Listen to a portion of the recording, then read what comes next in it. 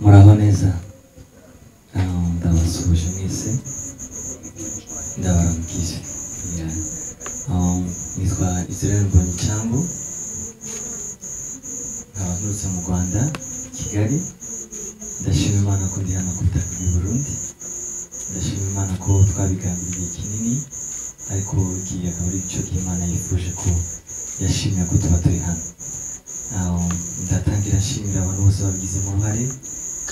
abo bose twicaranye hano Imana ibahumugishe cyane. I feel blessed to be here and humbled kubera ko yataba Imana n'aba bagabo ntabwo nari kuba ndi hano nahozinganira na bagenzi baje ndimo babwira ukuntu n'ubu uyu munsi biracyahari ukuntu dukunda indirimbo z'abarundi cyane twabaye inspire n'abahanzi benshi b'abarundi kuva kera twumvaga indirimbo zabo baratwinspire batuma natwe dukunda kuririmba Imana ba Pauline ba Willy ba Dudu abahanzi benshi batandukanye n'abariho uyu munsi ndabazi benshi kandi ndababwiza ukuri ko indirimbo baririmbye zadukoze ku mutima zituma natwe twifuza gukorera Imana. Icyo rero numva sinaco nzina bafasha ahubwo no gufatanya nabo no guhuza imbaraga twese tukagura ubwami bw'Imana kandi ibintu byose bihera mu kumenyana. Step ya mbere nuko tumenyana tukaganira muri aho mumeze neza tukamenya twamara kumenyana ibindi ni flow birizana birikora ejo musanga Imana yabahuje mufite connection ibindi byose birikora. So this is the first step tuzamenyana nabo ereko turi kumwe hano hanyuma n'abandi gahoro gahoro tuzagenda dushira imbaraga hamwe sino bafasha ahubwo twese tuzafatanya kugira ngo tugere kure. Tuza ndabatumira mbabwira ngo bazaze guhembuka ibibazo zikorera Israel ko ntacyo mfite no bahereza ariko ibiri muri njyewe Imana izabikoreshwe ngo bikize imitima yawe. Icyo cyo nyine navuga murakoze cyane.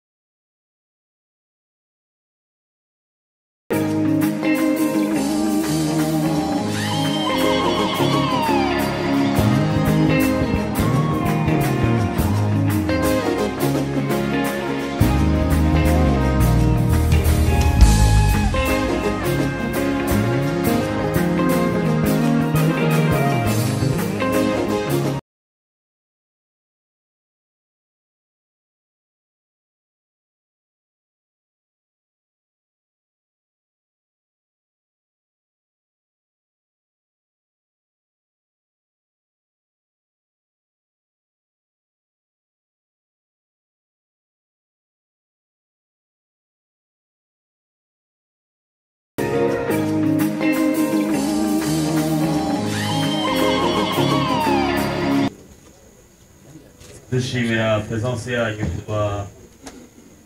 tugitegura ibikorwa byinshi muri pre-party byajemo abajournaliste bashika 46 no munsi turafise abarenga 50 baje gushikira kino gikorwa ca Icambu Tour Burundi live concert teguwe na Buja Event, Legacy Invest na Blue Harmony. Niteka rero kubona umenyesha makuru muri ngaha kugira ushobore gushigikira kino giteramo. Izina ryanjye ni Arsene Bucuti ni media officer nagomba mpereza ijambo JP nibaza gutangura ijambo ryo kugura kino kiganiro ariko turi kumwe na Israel Mbonyi muramwibonera amaso mu yandi ari ngaha nimwe mumwifuza rero okay turi kumwe na Alberic wa Buja Event turi kumwe na Coach Gael muramuzi ni manager mu by'umuziki ya Orino turi kumwe na Apotre Jean Paul Manirakiza asanzwe arongoye Bro Harmony na Federation ya Basket umukozi w'Imana turi kumwe na JP Dr Jean Paul Ndayishimiye yari muri organisation nk'umukuru turi kumwe na Pastor Lopez n'abandi muri yakomeye cyane turi kumwe kandi n'inyenyeri n'abahungu murabona emo kamere bana bakuba dyu nambonye yatangengera mambaye murabere nuko rero reka twakire GP ashikiriza ijambo y'ikaze turafise abamenyesha makuru bamaze guduha ibibazo hano tuza ko umwanya nabo baze kubaza byaje muri management ni sawa twashimire kandi batwitavye ari benshi jambo rya GP ni yaheza Israel Mbonyi araza kutubwira na wene ivyerekeye kino giteramo ajemo murakoze ndaramukije murakoze kuba mumpaye ijambo no kuba mwaje muri isinzi kwerekana umutima w'urukundo cyangwa se igishika twari dufitiye umuhanzi cyangwa umuririmbyi Israel Mbonyi hama ndashimiye Imana kubona yabashikanya amahoro abagize ubwo urugendo rero nkuko twari babimenyesheje uyu munsi y'amarembo y'ijuru nababwire ejo turigada sibyo rero igituma mfashe ijambo ari kugira ndabamenyeshe ko finalement umuririmbyi yashitse hano ko ntibikiri iby'imbeshere igikorane cyangwa se concert irabaye ni itariki 30 z'ukwezi kwa 12 2022 nejo hijya yejo donc amatike narababwiye karama reservation twarayivuganye hariho ya 100,000 hariho ya 200,000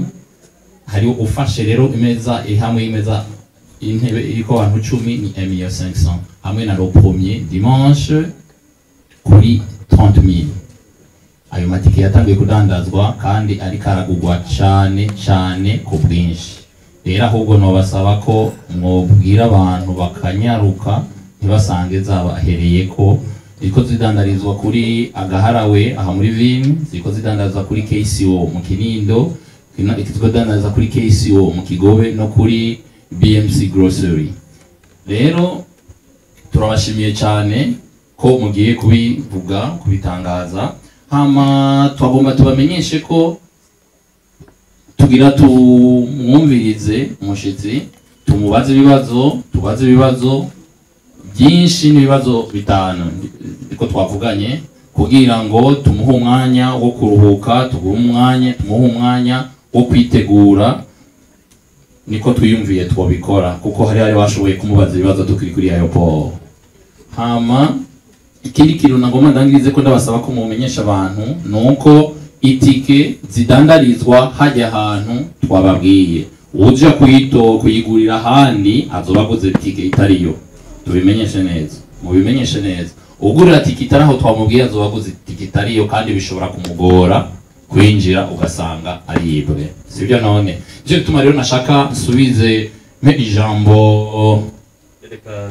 warimpaye hama mwakoze cyane kwita ubutumire bwacu kandi twizeye ko turi kumwe namwe gushika ibirori ama concert aheze murakoze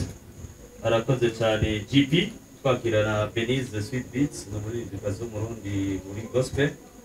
naho arashitse turi kumwe n'inyenyeri turi kumwe na Pastor Lopez niwe azofasha Israel Mbonyi muri ivyo bitera mu bibiri Israel Mbonyi sangwa ikaze abarundi bari bagukumbuye cyane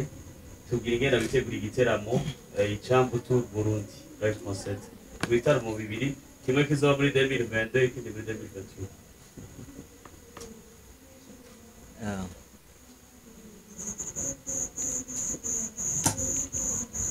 muraho neza ndabasuhuje mwese ndabaramukije nitwa Israel Mbonyicambu nkaba nturutse mu Rwanda Kigali ndashima Imana ko ndi hano ku butaka bw'i Burundi ndashima Imana ko twabigambiriye kinini ariko igihe akaba ari cyo Imana yifuje ko yashimye ko tuba turi hano ndatangira nshimira abantu bose babigizemo uruhare abo bose twicaranye hano Imana ibahumugishe cyane I feel blessed to be here and humbled kubera ko yataba Imana n'aba bagabo ntabwo nari kuba ndi hano ndabashimiye cyane ndabashimira namwe mwatwitabye mukaza gushyigikira kino gikorwa ijambo ry'Imana rivuga ngo niwe duhesheje igikundiro no kuba intumwa kubw'izina ryayo kugira mu mahanga yose habemo abizera babishijwe no kumvira ibi byose dukora n'Imana yabiduhaye kugira ngo tubikore hanyuma mu mahanga hazaboneka abantu bumvira Imana rero ndanezerewe uko niyumva n'umunezero gusa ibitaramo dufite ni ibitaramo bibiri kimwe kizoba ku itariki 30 z'ukwezi kwa 12 ni this Friday ikindi kizoba on Sunday tariki ya mbere muri 2023 ni ibihe bizaba bidasanzwe abo twari kumwe kuri airport nababwiye ngo icyifuzo cyanjye muri iki gihe ni ukubona Imana ikora mu bintu bifatika kubona Imana ntibibe kuririmba gusa umugabo witwa Dawidi yararirimbaga imyuka mibi yari muri Sawuli ikamuvamo iyo nicyo sengesho ryanjye muri iki gihe kugira ngo ibyo turirimba bikize imitima y'abantu abazoza ndabatumira mbabwira ngo bazaze guhembuka ntibazoze kureba Israel ko ntacyo mfite no bahereza ariko ibiri muri njyewe Imana izabikoreshwe ngo bikize imitima yawe nicyo cyo nyine navuga murakoze cyane nuko ndabona akanyamuneza kenshi cyane sinzi ko Amerika na Apotre aribyo baza kuvuga ariko umwanya cyo dutanga ibibazo ndazi ko baryohewe Amerika cyangwa umwanya muri uja mu Rwanda mwe na Apotre na coach Gael atubwira ati munyaje jambo n'ibyo Esashimwe si byinshi se novuga kubera ko byose mwabyumvise ariko nk'uko eje kubivuga umunezero utagira uko uvugwa iyo icyo umuntu yifuje cyangwa yashatse gishitse nta kintu murakora mu gushima Imana turashima Imana kumwera yabidufashije bikaba turashima Imana kumwera bagize urugendo rwiza bagashika bafite amahoro turashima Imana kungene mwatwitabye ingene biriko biragenda kandi byose biriko biragenda neza twizera ko izobanaye kutugira neza gusumba kugira ngo haba mu nteguro haba ku bantu bazoba bahari bashobore kuronka icyo baje biteze twebwe nta kintu tushobora ariko kimwe mu cimana izoduha gushobora kuba twokora tuzoreka ishure gutemba bibe au service yanyu kugira ngo byose bigende neza abashimiye abantu twakoranye n'abantu n'ukuri bafise umutima w'Imana n'abantu ikintu bari bacifuza ko coshika hari abantu babisengeye dushaka kubashimira rwose kubera ko burya Imana irishobora kuduha gushitsa ibyo yonyene ishaka rero kuba bishigikiye kuri uku canke kuriya n'ukuri j'ai vraiment une très grande reconnaissance par rapport à cela shimira n'umuririmbyi wacu shimira n'abaririmbyi bacu shimira n'abantu bose bari ngaha ariko barakora ibishoboka byose kugira ngo izi evenement ziko zirakorwa zigire réussite rero jewe nibaza ko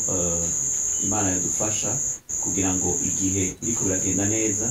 tubandanye duca bugufi na cane cane hadasohoka amazina y'abantu mugabo hagaragara icyubahiro c'Imana merci beaucoup amen jambo coach Gael abana yaje ava mu Rwanda n'umuentrepreneur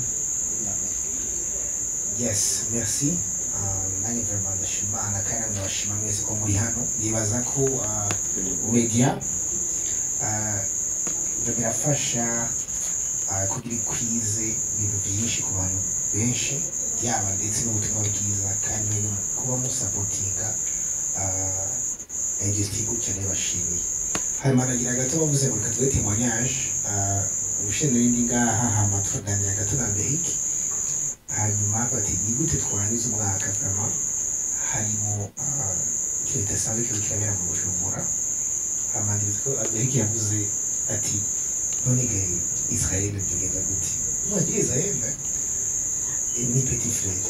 reka tuzagere twumve ko iki kintu kiri ku mutima we amajeze mu Rwanda turaganira Israel arambwira turaganira ntabwo twahuye dushakana ibyo tuganira ibindi bintu dushaka gukora hanyuma sinzi ukuntu ikintu cy'uburundi cyaje arambwira ati nifuje kugira uburundi kuva kera ati hari icyo Imana yabimuriyeho ku Burundi ariko bigenda bidakunda ati namwe none simeze ibyo tugende i Burundi abizi murabizi ko ngaha ni muhira mwana tujye muhira basi bati reka tubikore turebe hano ndashimana cyane rero kuva uwo munsi byavuye ku kintu of course cyane muri Israel tupanga na Berike Jean Paul tujoininga ndabashima cyane hanyuma turi hano rero umunsi wageze abareka turiye sasa cy'Imana ifitiye Bujumbura mbere ku makurane God bless.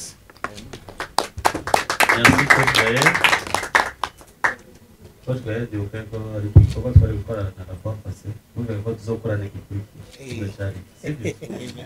na David Bayingana arifuza kuza muri gitaramo kuva kera no kwa Thank you so much. Novuga ko ni great day muri gospel industry mu Burundi munyemerere mwibanci barotikomera amashimwe. Yes. Biciye mu munezero mu bihugu byinshi umuhanzi cyangwa umuririmbyi aramye Imana biciye mu mukuri Israel Mbonyi tubyagiyemo muri Blue Harmony Invest Legacy cyangwa Legacy Invest cyangwa Bujani event n'abamenyesha makuru ndavye abantu bari imbere yacu ndavye kuni yategera ikibuga c'indege ndavye kuni yakurikirana hirya no hino ndavye abantu ba mashengero canke abantu baba inspiré par amachanson yiwe nibaza yuko kuba abantu batatu biciyemo kandi na Zambich yakoze kugira ngo ibintu bigere aha bigeze je vraiment novuga ngo ibyo byose twabibaye kandi bikaba à la fin de l'année nibaza ko hari ikintu kininiya kibasha kuba un signe pour la fin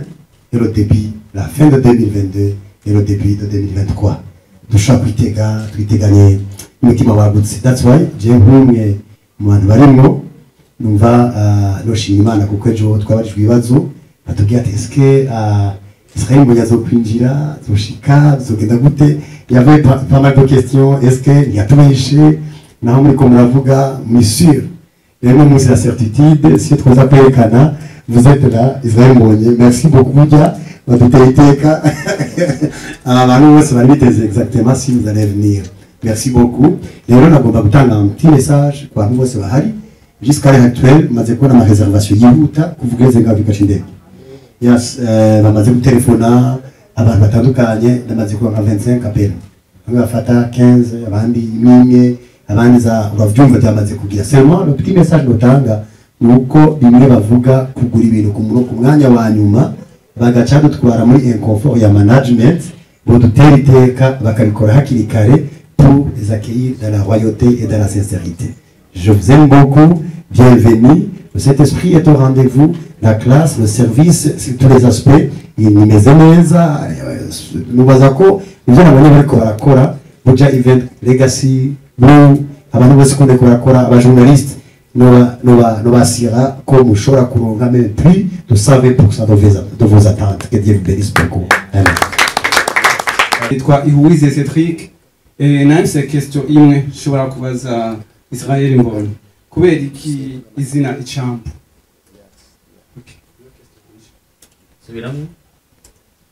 en fait ariko aravuga izina ryiwe yarengeje ko icambu kubera iki izina icambu Okay. Nashaka kwishura. Batuza zindi mikro imwe kuri technique set dufashe.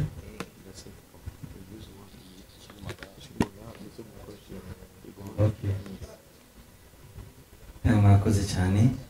kubera iki izina icyambu nitwa Mbonyi icyambu amazina yanjye okay Mbonyi ni izina bagize rigufi barihinye ni Mbonyi ariko ni Mbonyi icyambu ni izina rirambuye maybe wenda bashaka kumbaza impamvu my album yitwa icyambu wenda nabigusubizaho nuko dufite ministeri yitwa icyambu ministry and that ministry yaje mu gihugu Imana yampamagaraga Imana yarambwiye ngo umunsi banyita izina Mbonyi icyambu maze gukura numvaga ari izina ry'abantu bakuze bashaje ntabwo narikunda noneho nyuma sinzi meaning rimwe Imana impamagaye mbona umuntu araza arambwira mu nzozi ngo mbega si witwa Mbonyi icyambu ndavuga yego kandi sinarikunda igeze arambwira ngo Imana izakubwira icyambu cy'abantu benshi cyane kuri iyi si uko niko nahamagara gukorera Imana mbyutse menye ko Imana yansuye muri iryo joro nuko natangiye umurimo w'Imana ndakomeza umurimo nza kugira inspiration nandikiye indirimbo yitwa icyambu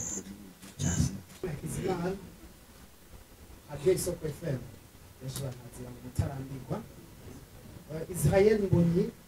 utegekanya gufasha gute iki abaririmbyi b'abarundi basanzwe baririmba gospel kugira ngo bashike kure duhereye mu Rwanda aho vuka ndetse nabaye murakoze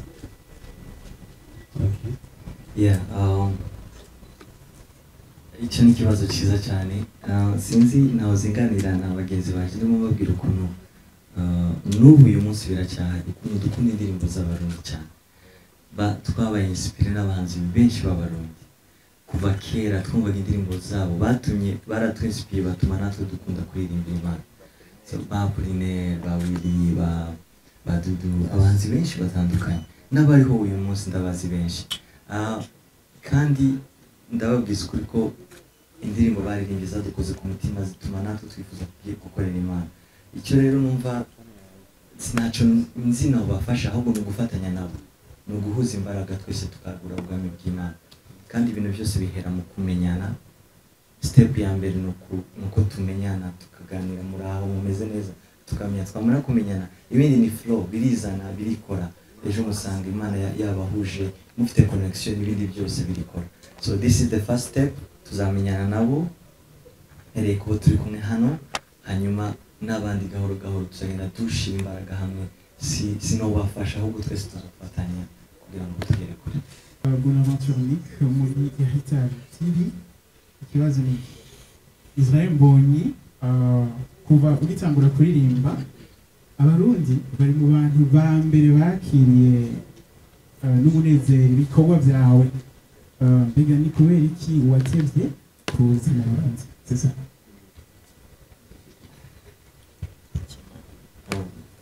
ni igihe cy'Imana ni Imana nyine yashimye kutuzo buriya muri gahunda y'Imana yari iki gihe nicyo cyiza iyindi minsi yose twarabyifuza ariko ntibyagenze uko tubishaka